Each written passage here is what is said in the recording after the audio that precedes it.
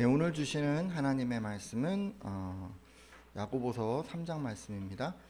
지난주에도 본문으로 했었던 부분인데요. 야고보서 3장 17절 말씀 여러분 보도록 하겠습니다. 화평하기 위해서 편견이 없어야 한다라는 그런 제목으로 말씀을 나누려고 하는데요. 지금 계속 야고보서 3장을 중심으로 해서 선생에 대한 그런 교훈을 살피고 있습니다.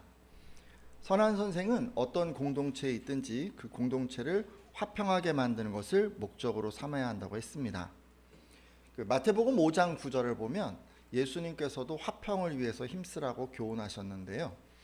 여러분이 화평하게 만들 때 여러분은 사람들로부터 하나님의 아들이라는 평가를 들을 것이라고까지 말씀해 주셨습니다. 그러니까 우리가 화평에 힘쓰는 것은 여러분이 하나님을 제대로 믿는 신앙인이라고 하는 것을 세상 사람들 앞에서 증명하는 방법인 셈입니다. 따라서 여러분 어느 곳에 있든지 꼭 화평에 힘써 주십시오. 그래서 여러분을 통해서 복음이 잘 전해지도록 그렇게 애써 주십시오.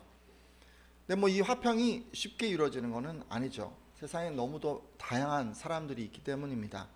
그런 사람들이랑 다 이렇게 화평을 이루는 것은 여간 어려운 것이 아닙니다.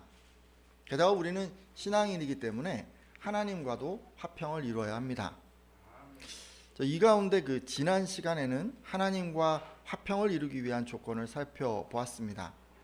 제가 어떤 걸 말씀드렸었죠? 성결해야 한다고 말씀드렸어요. 성결은 내게 그간 유익했던 것을 포함해서 내게 속한 모든 것을 배설물과 같이 여기고 오직 하나님만 사랑하며 그분의 말씀에 전적으로 순종해서 얻어지는 것이었습니다. 오늘 함께한 예배자들 가운데는 이렇게 성결의 삶을 사시는 분도 계시겠지만 혹 그렇지 못한 분 계시다면 가장 먼저 이 성결을 위해서 노력해 주시기를 부탁드립니다. 그래서 우리가 먼저 이 하나님과 화평한 사람이 되어야 합니다.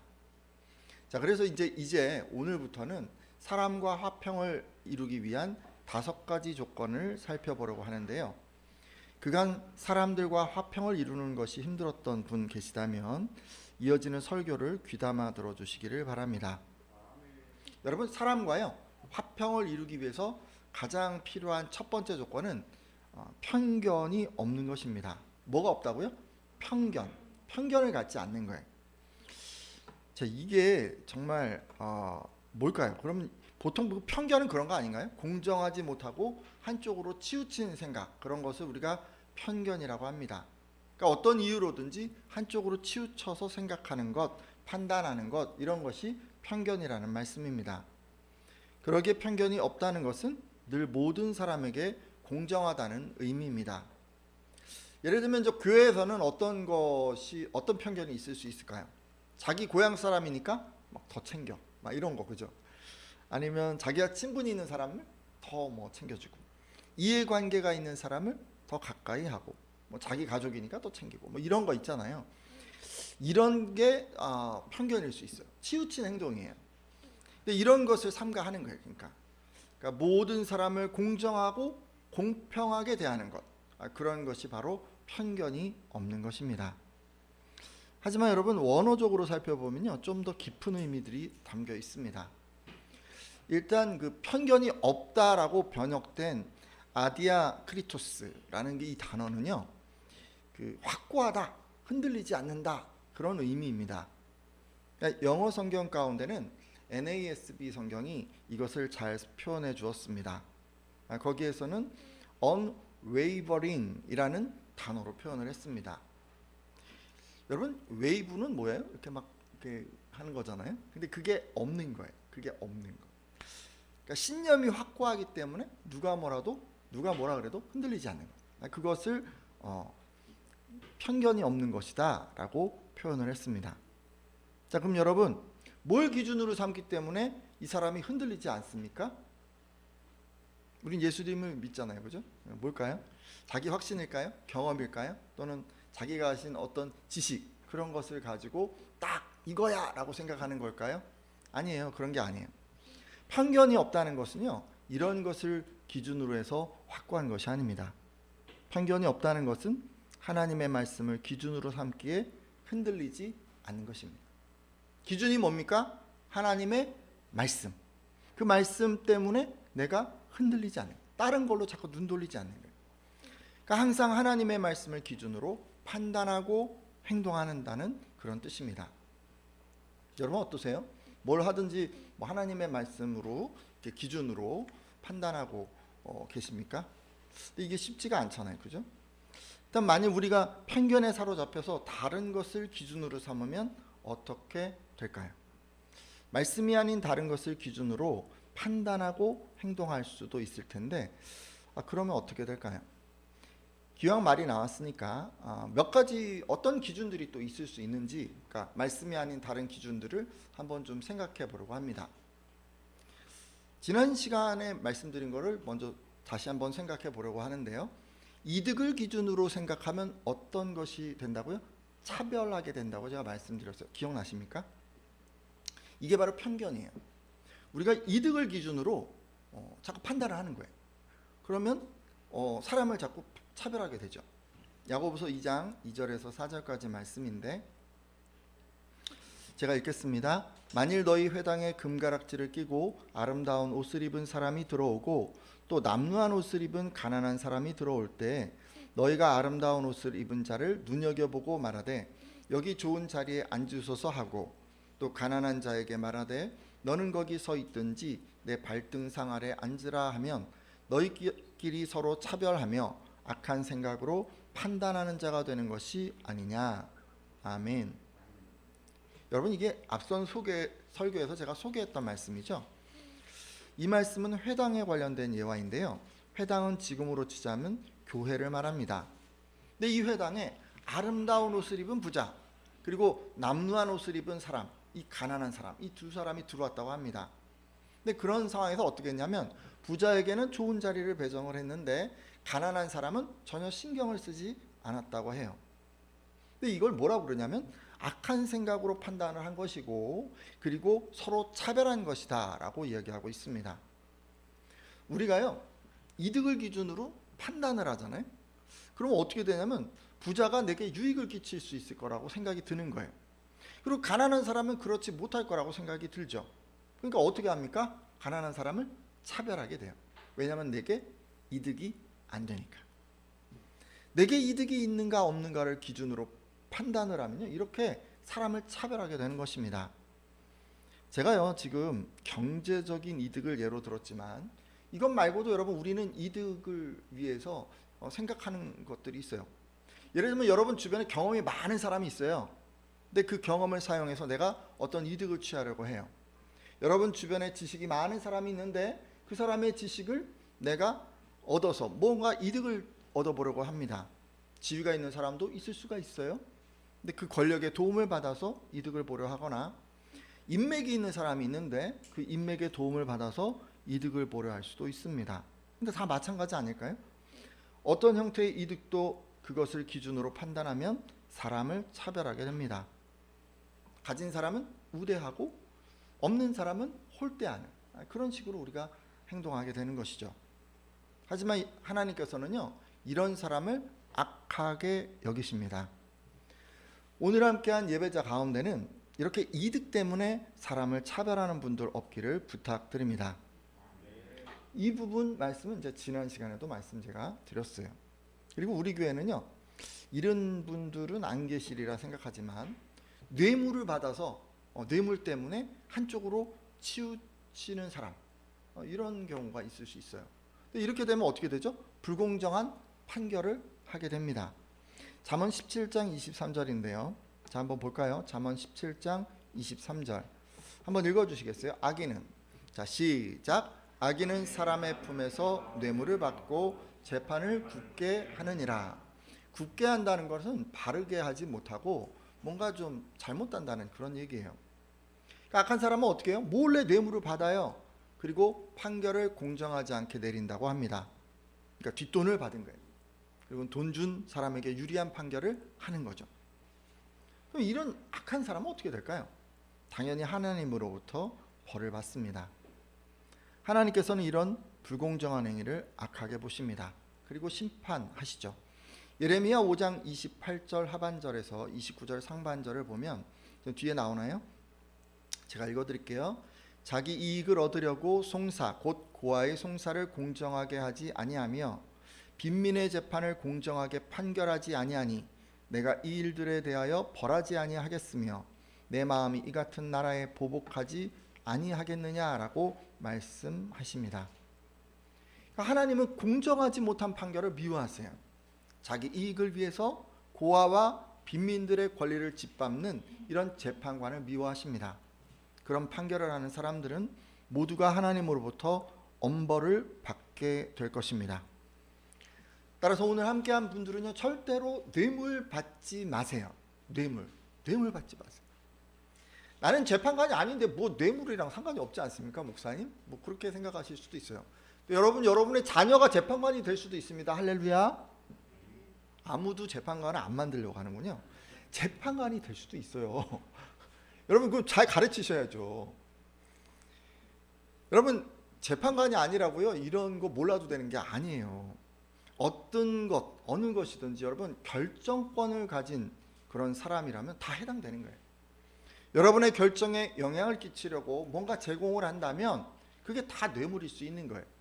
커피 한 잔 마셔도 작은 친절을 베풀어도 여러분의 결정에 영향을 끼치지 않도록 주의해 주십시오.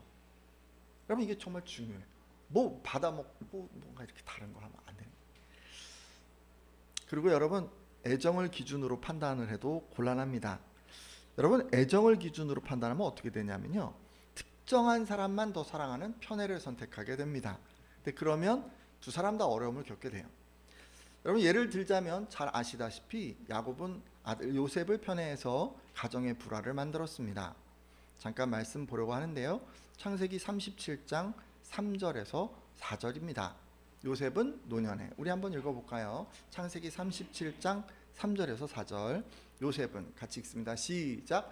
요셉은 노년에 얻은 아들이므로 이스라엘이 여러 아들들보다 그를 더 사랑하므로 그를 위하여 채색 옷을 지었더니 그의 형들이 아버지가 형들보다 그를 더 사랑함을 보고 그를 미워하여 그에게 편안하게 말할 수 없었더라. 아멘. 여기 지금 이스라엘이라고 했는데 이 이스라엘이 야곱을 얘기하는 거예요. 그러니까 이 야곱이 늙음악하게 얻은 아들이라고 해서 요셉을 다른 어떤 아들들보다도 더 사랑했습니다. 그래서 값비싸고 화려한 어떤 장신구단 그런 옷을 지어 입히곤 했죠. 그러니까 특별히 더 마음을 쓰고 애지중지한 거예요.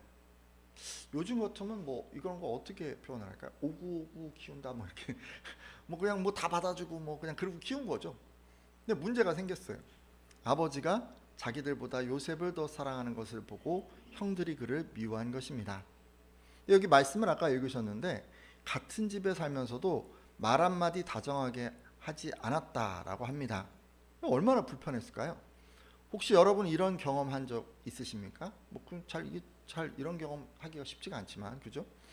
다 읽지는 않았지만 이 형들은요, 요셉을 미워한 나머지 아무도 모르게 그를 죽이려고 했고 결국 노예 상인에게까지 팔아 버렸습니다. 그러니까 노예 상인에게 팔아버린 거예요. 그러니까 누구보다도 가까워야 하는 이 형제 관계인데 이게 이제 원수가 돼버린 거죠. 왜 이렇게 된 것입니까? 아버지 야곱이 요셉을 편애해서 이렇게 된 것입니다. 성경에 의하면 여러 아들들보다 요셉을 더 사랑함으로 그를 위하여 채색 옷을 지어 입혔기 때문에 생겨난 일입니다. 자, 그렇다면 부모가 자식을 편애하는 이유는 뭡니까? 왜 편애할까요? 더 사랑스러우니까, 마음이 가니까. 그래서 사랑하는 거죠. 그러니까 사랑하니까 뭐든 더 해주고 싶은 거고, 해주는 거 아니겠어요? 참 이상하죠. 자식이라면 다 동일하게 사랑해야 하는데 이게 참 쉽지가 않은 것 같습니다. 근데 문제는, 근데 그렇게 마음 가는 대로 다 해버리면 결과가 어떻게 나옵니까? 다른 형제들의 미움을 받고 고통을 받는다고 합니다. 부모가 더 사랑한 게 결국 그 자녀에게 고통이 되는 것입니다. 여러분 지금 이게 뭐가 깨진 겁니까? 부모에게 있어서 공평의 원리가 깨진 거예요. 공평의 원리가. 한 자녀를 특별히 더 사랑한 거예요. 근데 그게요, 그 자녀에게 고통이 됩니다. 이게 성경의 교훈이에요. 지금까지 성경 내용을 기반으로 이 가정 안에 있을 수 있는 편애에 대해서 말씀드렸지만 사실요 편애는요 가정에만 있는 게 아니에요. 여러분 어디에서 또 편애를 보셨어요? 학교, 회사에도 있어요? 예, 회사 얘기는 제가 여기 지금 안 적어놔서 다 전해드리지 못할 것 같고 학교 같은 데서 여러분 편애 같은 게 있어요. 한 학생이 선생님의 특별한 사랑을 받는 거예요. 그럼 이 학생은 어떻게 될까요? 다른 학생들의 공공의 적이 될 수가 있어요. 미움을 받을 수가 있어요. 그러다 보면 편애를 받는 학생은 다른 학생들과 어울릴 기회를 놓칠 수도 있고 그러므로 인해서 그 나이에 개발돼야 할 대인관계 능력이 개발되지 않을 수도 있습니다. 그러니까 상당수의 친구들로부터 소외되는 거예요. 편애로 인한 특혜를 누리는 대신에 또래들과의 사회생활에 어려움을 겪는 것입니다. 근데 뭐 교회에서도 편애가 있을 수 있어요.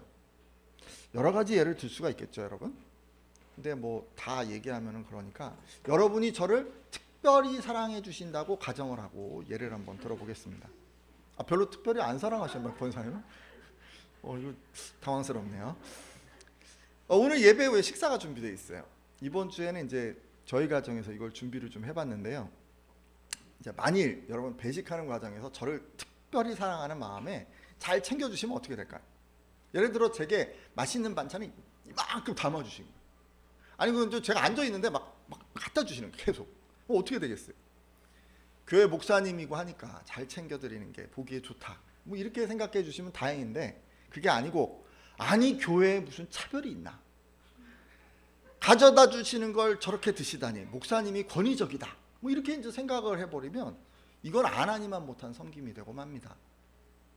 왜냐하면 여러분 이거를요 편애를 본 성도님들하고 제가 불편해지기 때문에 그런 거예요. 그러니까 저보다는 연만한 어르신들 더 챙겨주십시오. 저는 마음만 받겠습니다. 아무도 안 하실 것 같은데. 따라서 여러분 함께한 예배자들은 어느 곳에 있든지요 절대 편애하지 않는 그런 분들이 되어 주십시오. 여러분 우리 마음이 가는 대로요 사랑을 표현하면 안 돼요. 여러분 내가 하고 싶은 만큼 사랑을 표현해도 안 돼요. 표현하고 싶은 대상에게 표현해도 안 돼요. 여러분 이게 아닌 거예요. 이게 어떻게 될 수 있냐면 편애가 될 수 있어요. 저랑 둘이 있을 때 목사님 좀 드세요. 얼마 누가 뭐라 그러겠어요. 그죠? 그렇지만 다른 사람이 있을 때 저한테 여러분 하고 싶은 대로 다 하시면요 보는 사람들이 이걸 편애로 느낍니다. 내 마음이 가는 대로 사랑을 표현하면 이게 잘못하면 편애가 될 수 있어요. 근데 이제 이걸 표현하는 사람은 되게 좋아요. 또 막 자기 사랑을 막 다 표현하니까 만족스럽죠. 또 행복하죠. 사랑받는 대상은 어떻게 된다고요? 불편해지고 고통스러워질 수 있어요. 여러분 이거 꼭 기억하시고 편애가 혹시 이런 편견이 내게 없는가 한번 돌아보시면 좋을 것 같습니다. 자 그리고요 우리가 또 뭘 또 기준으로 생각하면 이게 또 문제가 될 수 있냐면 이익을 기준으로 판단을 하면 우리가 불법적인 이익을 얻으려고 할 수 있습니다. 자, 신명기 25장 13절에서 15절 말씀인데요. 신명기 25장 13절에서 15절 한번 읽어주시겠어요? 너는 내 주머니에 자 읽어주세요. 시작. 너는 내 주머니에 두 종류의 저울추 곧 큰 것과 작은 것을 넣지 말 것이며 내 집에 두 종류의 돼 곧 큰 것과 작은 것을 두지 말 것이요 오직 온전하고 공정한 저울추를 두며 온전하고 공정한 되를 둘 것이라. 아멘. 자 말씀을 보니까 이제 주머니에 크고 작은 다른 저울추를 갖고 있다고 해요. 그러니까 큰 저울추 하나, 작은 저울추 하나. 그리고 집에는 또 뭐가 있어요? 돛박이 하나 있는데 이게 조금 큰 게 있고 좀 작은 게 있고 막 이렇게 이제 가지고 있는 거예요. 그러면 안 된다라고 지금 얘기를 하는 거예요. 그러면서 바르고 확실한 저울추와 바르고 확실한 되를 사용하라고 합니다. 그러니까 이 얘기는 이 얘기예요. 상거래를 우리가 하는데 저울과 되를 속이지 말고 정확한 되와 저울을 사용하라는 그런 의미예요. 예전에는 이런 일이 좀 흔했던 것 같아요. 그죠? 우리나라가 예전에 뭐 힘들었던 그 시기에 이런 일이 참 흔했어요. 부피로 장사하는 집에는 작은 대로 속여서 팔고 무게로 장사하는 집에서는 저울추를 속여서 팔아서 불법 이익을 취한 것입니다. 근데 여러분 어떤가요? 이익만 생각하면요. 이익만 생각하면 남들 다 하는데, 그죠? 나만 안 하면 손해잖아요, 그죠? 남들 다 하잖아. 남들 교통이발하고, 남들 뭐 속이고, 남들 뭐 하고 싶은 대로 남들 다 하잖아요. 안 하면 내가 손해인 것 같아요. 그래서 이익만 기준으로 생각하잖아요. 그러면 이런 식으로요, 좀 불법인데도 그냥 아무도 얘기하지 않으니까 그냥 이런 걸 추구할 수가 있어요. 저울과대를 속이기만 하면 부자가 되는 거예요. 얼마나 좋아요. 하지만 하나님께서는요, 이런 행위를 미워하십니다. 잠언 20장 10절에 뒤에 나오나요? 한결같지 않은 저울추와 한결같지 않은 되는 다 여호와께서 미워하시느니라 라고 말씀하셨습니다. 하나님께서는 남을 속여서 불을 쌓는 이런 사람들을 심판하실 것입니다. 따라서 여러분, 오늘 함께한 예배자들은요, 절대 여러분 남들 다 한다고, 모른다고 여러분 불법적인 어떤 이익, 그런 거 마음 두지 않기를 바랍니다. 우리가요, 잠시 양심을 덮어놓잖아요. 잠시만 양심을 잠깐만 이렇게 덮어놓으면 여러분, 우리가 수익을 얻을 수가 있어요. 이익을 볼 수가 있어요. 돈이 내 손에 들어와요. 그러면 이제 우리가 막 주저하게 되죠. 이익을 생각하면 이거 할 수밖에 없어요, 여러분. 근데 그러면요, 하나님의 진노를 사게 됩니다. 혹시 그런 분 계시면 속히 돌이켜 주십시오. 자, 이제 이 본문을요, 좀 다른 관점으로도 생각해 보려고 하는데요. 여러분, 두 개의 저울추, 두 개의 대 얘기를 했잖아요. 일반적으로 이게요, 불법적인 이익을 위해서 뭐 사용되는 그런 것들이에요. 근데 이것을 좀 이렇게 생각해 보자고요. 큰 것과 작은 것, 큰 것과 작은 것을 내 개인적인 용도를 위해, 내 개인적인 승리를 위해서, 이기기 위해서 이거를 사용한다고 생각을 해보죠. 그러니까 예를 들면 이런 거예요. 우리가 서로 간에 대화를 나누는데 자신의 실수에는 작은 저울추로 미화하고 상대의 실수는 큰 저울추로 비난을 하는 거예요. 내가 유리할 때는 큰 대박으로 칭찬을 하지만 내가 불리해지면 작은 대박으로 기준을 바꿔버리는 거예요. 언제나 자기 중심으로 유리하게 칭찬과 비난을 적용을 하는 거예요. 여기에는 어떤 논리도 없어요. 합리적인 것도 없어요. 그냥 이기기 위해서 필요한 것을 그때그때 갖다 쓰는 거예요. 우리는 이런 식으로 주장하는 것을 내로남불이라고 얘기를 합니다. 자기에게는 한없이 너그럽고 상대방에게는 까다롭게 굴기 때문에, 그래서 이제 이렇게 얘기를 하는 거예요. 왜 이렇게 하죠? 내가 이기는 것만 생각하니까. 여러분, 늘 이겨야 하기 때문에 이렇게 말도 안 되는 자기만의 논리를 펼치게 되는 것입니다. 여러분, 우리가요, 승리만 생각하잖아요. 이기는 것만 생각하잖아요. 내 뜻대로 하고 싶어서 뭔가를 확 주장하고 싶잖아요. 그럼 어떻게 되냐면요, 내로남불하는 거예요. 따라서 함께한 예배자들은 내로남불, 혹시 이런 태도 있으시면 버리시기를 부탁드립니다. 우리 TV만 딱 틀면 막 어른들이 나와가지고 막 서로 얘기를 하는데 다 내로남불하는 거 보면서 마음이 좀 답답하지 않습니까? 왜 저러나 싶잖아요, 그죠? 여당과 야당 막, 그죠? 서로 간에 뭐 자기네 여당일 때는 뭐 야당, 자기가 또 여당들 막 서로 간에 막. 이제 요즘 듣다 보면 내로남불이 그냥 사회 보편적으로 막 이렇게 깔려 있다는 느낌이에요. 여러분, 내로남불은요, 자기에게 적용하는 잣대와 남에게 적용하는 잣대를 다르게 되는 거예요. 그러기에 내로남불은 일구이연하게 되고, 그리고 이기기 위해서 맹목적으로 거짓말을 하게 되는 거예요. 여러분 다 아시죠? 하나님께서는 이렇게 거짓말하는 입술을 미워하십니다.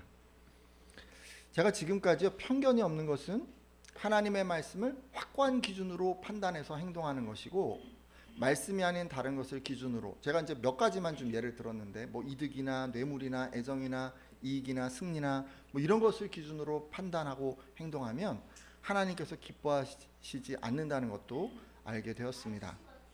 자, 함께한 예배자들은 오직 하나님의 말씀을 기준으로 판단하고 행동하시기를 축복합니다. 자, 그러면요, 편견에 빠지지 않고 이 판단의 기준을 하나님께 두기 위해서 어떻게 하면 좋을까요? 끝으로 이 부분을 나누려고 합니다. 우리가 이제 만나는 상황들이 있어요. 근데 이런 상황들에 대해서 성경이 이렇게 해라 라고 정확하게 제시를 해주면 참 좋을 것 같아요. 근데 실상 그렇지가 못합니다. 여러분, 왜 성경이 우리 삶에서 뭘 해야 될지 명확하게 제시하지 못합니까? 왜 그렇습니까? 왜냐면요, 성경의 지면이 한정돼 있잖아요. 근데 사람들의 상황이 너무 많은 거예요. 그리고 시간이 또 흘러갔고 시대도 바뀌었어요. 사회가 다변화됐어요.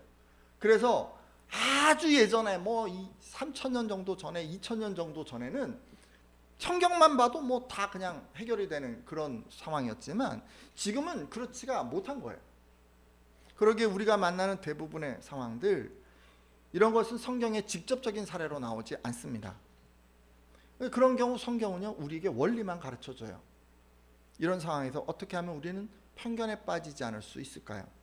한번 생각해 보죠. 첫 번째, 여러분, 일단 판단을 하셔야 돼요. 어떤 상황이 되면 뭘 해야, 이게 지금 상황이 뭔지를 판단을 하셔야 돼요. 상황을 파악하고 어떻게 해야 적절한지를 판단을 하십시오. 가능한 많은 자료를 통해서 어떤 게 적절한지를 일단 판단해 봅니다. 이 단계에서 주변 신앙인들의 조언을 듣는 것이 유용할 수 있습니다. 근데 여러분이 신앙인이시다 보니까 주변에요, 믿지 않는 분들 중에 성공한 분들이 있어요. 그런 분들 얘기 들어봤자 별 소용이 없어요. 또는 신앙인이신데 별로 말씀대로는 잘 안 사는 분, 그런 분들 얘기도 들어봤자 소용이 없어요. 여러분들은 신앙이 좋으신 분인데 세상에서 열심히 말씀대로 살아가는 그런 분의 얘기를 들으셔야 되는 거예요. 자, 그 다음에 이렇게 한번 판단을 해보셨어요. 이게 지금 상황이 뭐고 내가 어떻게 해야겠구나를 판단을 했어요. 그 다음에는 딱 잠깐 멈추셔야 돼요. 그러니까 상황을 판단하고 어떤 말과 행동을 하기 전에 잠깐 멈추시라는 겁니다. 이게 다혈질인 분들이 이게 쉽지가 않아요. 딱 생각이 들면 이거 같으면 그냥 바로 그냥 확 나가잖아요, 말로. 그죠? 뭐 이건 이거야, 저건 저거야, 이렇게 해야지, 이렇게 뭐 얘기를 하게 되고 또 그렇게 행동하게 됩니다. 근데 그러시면 안 돼요. 그럼 왜 우리가 멈출까요? 내가 판단하는 것이, 지금 판단한 것이 하나님의 기준에 맞는지를 확인하기 위해서입니다. 따라서 멈춘 후에는 비교해 주십시오. 뭘 비교해야 될까요? 뭐하고 지금 내 생각, 내 판단을 비교하면 좋을까요? 말씀의 기준, 말씀이 내가 생각하는 것을 지지해 주는지를 한번 확인하는 것입니다. 여러분, 제일 좋은 건 뭔지 아세요? 내 상황에 맞는 말씀을 여러분 암송하고 있는 거예요. 많이 말씀을 암송하고 있는 사람은 상황이 딱 벌어지면 그거에 맞는 말씀을 암송을 해서 그 상황에 딱 적용을 하는 거예요. 그러니까 이런 판단과 비교가 굉장히 빠르죠. 좋겠죠.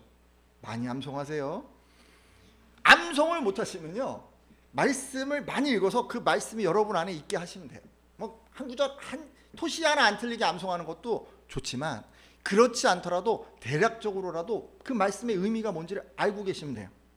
다만 그렇지 않다면 여러분, 그냥 굉장히 좀 그렇지만 10계명도 좋아요. 10계명을 딱 펼쳐놓고 그 10계명에서 말씀하시는 그 하나님의 그 뜻이 내 지금 판단과 지금 일치하는지, 아니면 예수님 뭐라 그러셨어요? 내 이웃을 내 몸과 같이 하나님을 사랑하라. 하나님 사랑, 이웃 사랑 말씀해 주셨잖아요. 그런 것으로 내가 지금 이걸 판단해 볼 수도 있어요. 뭐 안 되면 이렇게라도 해야죠, 그죠? 근데 만약 이게 좀 쉽지가 않아요. 뭐 봐도 잘 모르겠어요. 그러면 어떻게 하면 좋을까요? 저를 찾아보시면 돼요. 저한테 물어보시면 돼요. 뭐 저 뒀다 뭐 하겠어요, 그죠? 아니면 옆에 신앙의 선배들의 조언을 들으시면 돼요. 그분들이 상황에 맞는 말씀의 기준을 소개해 주실 거예요. 자, 그래서 이제 비교를 해본 거예요. 내 생각이 말씀의 기준과 부합한지 이제 확인을 해본 거예요. 그러면 이제 부합됐다고 생각되는 것을 이제 선택하시고 행동하시면 돼요. 다만 그렇지 않으면요, 자신의 사사로운 욕심이나 절제되지 못한 감정에 이끌려서 지금 판단했다라고 여겨지면 적절한 판단이 무엇일까를 다시 판단해 보셔요. 이게 계속 반복하는 거예요. 내가 생각한 게 하나님과 맞나? 내가 생각한 게 하나님과 맞나? 그럼 좀 바꿔서 그럼 이건 맞나? 이거 계속해서. 그래서 결국 뭐에 일치를 시키려고 제가 지금 계속 생각을 반복하고 있는 거예요? 하나님이 내게 말씀하신 그 말씀의 원리에 내가 바르게 생각하고 있는지 판단하고 있는지 지금 계속 견주어 보고 있는 거잖아요. 그 작업을 하셔야 되는 거예요. 이거 안 하고 그냥 내가 생각나는 대로 뭔가 해버리면요, 편견에 빠질 가능성이 아주 높아요. 내 욕심에 이끌려서 뭔가 팍 해버리고 이익을 위해서, 무슨 수익을 위해서, 이득을 위해서 내 감정, 뭐 누구 좋아하니까 뭐 좀 더 해주고, 이렇게 되는 거예요, 여러분. 그렇게 되는 거예요. 사람이 다 그런 거예요. 다 똑같은 거예요. 그래서 판단을 한 다음에 이게 편견인지 아닌지를 내가 말씀에 비춰봐야 돼요. 앞서 소개한 과정을 거쳐서 말씀의 기준에 합한 판단을 여러분 선택하시면요, 그 다음은 그걸 적절하게 실행하시면 돼요. 근데 이게 제가 적절하게 실행했다고 말씀드리는데 이게 쉽지가 않아요. 참 쉽지가 않아요. 뭔가를 적절하게 하는 게 쉽지가 않아요. 뭘 해야 되는지 말아야 되는지를 결정하는 것도 지금 여러 번 반복해서 내가 딱 판단을 했잖아요. 근데 그거를 뭘 적절하게 하는 게 쉽지가 않아요. 여러분, 이거 정말 힘들어요.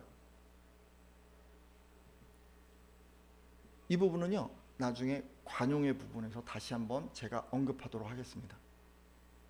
하는 게 맞냐 틀리냐를 고민하는 것도 오래 걸리는데 그걸 잘하는 거는 더 어려워요. 근데 아무튼 여기까지 말씀드렸어요.